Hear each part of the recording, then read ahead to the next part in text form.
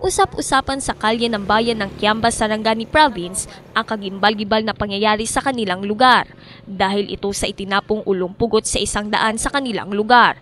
Kanilang pinag-uusapan kung sino ba talaga ang natagpuang pugot na ulo. Pero wala naman niya silang naramdamang pangamba sapagkat para sa kanila, isang pananakot lamang iyon ng taong ayaw sa pumumuno ng kanilang mayor. Okay man. Maayo man. Kato lang itabuang nga na kuanan. Dili daw. Wala man, wala. Wala po yung nabalitaan mo nga na may nga taga diri. Wala pod, wala jud. Kaila bayan amot ng tao diri. Lagi po. Unya wala mo na nadungog nga nakalaban ba si Mayor sa Si Mayor wa kalaban, ulay kalaban si Mayor diri eh. Kalaban si Mayor. Okay man. Pagawal peaceful.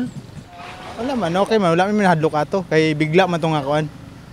Bigla po na gilabay lang po siya sa Badaplin. Siyempre, biglaan po naman. Naniniwala rin silang hindi residente ng Kiamba ang pinatay dahil wala pang kumukuha rito mula sa purinarya.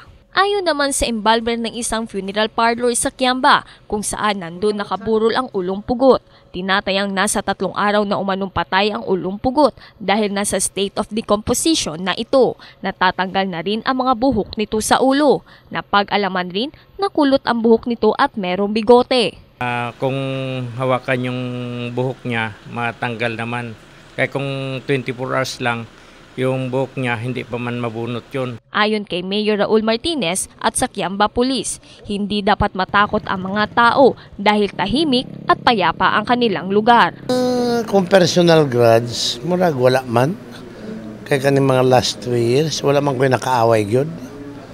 No, wala man ko'y nakaaway except politics, no. Siguro the purpose there, adlokon ko para dili ko makagawas og pangampanya.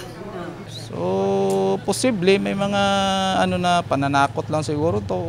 Ano bang mga purpose nila? Hindi natin alam kasi sa panahon ngayon hindi natin alam yung mga motibo ng tao eh. Marami kasing panahon ngayon ng election, sir, posible din ba na related ito dito? So hindi din natin masabi na ganun ma'am sa politika kasi since na tong Kiamba, tahimik ang politika dito ma'am. Walang ganong mga nangyayari. First time kasi nangyari to dito ma'am sa Kiamba.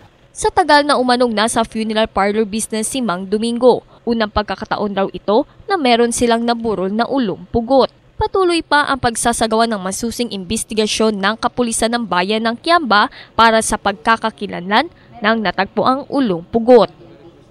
Sheling Joy Kanda, Brigada News.